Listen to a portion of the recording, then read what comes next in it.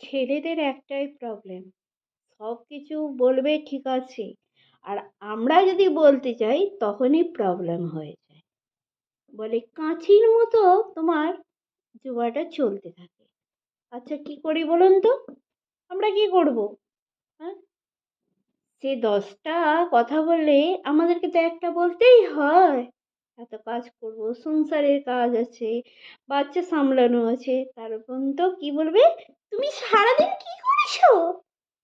এটা শুনলেই তো মাথাটা গরম হয়ে যায় না? কি বলি বলুন তো?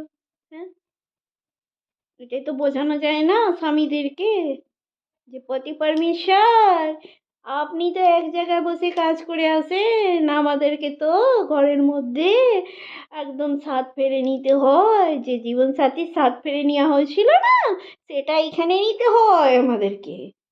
তা বোঝেই না কথা।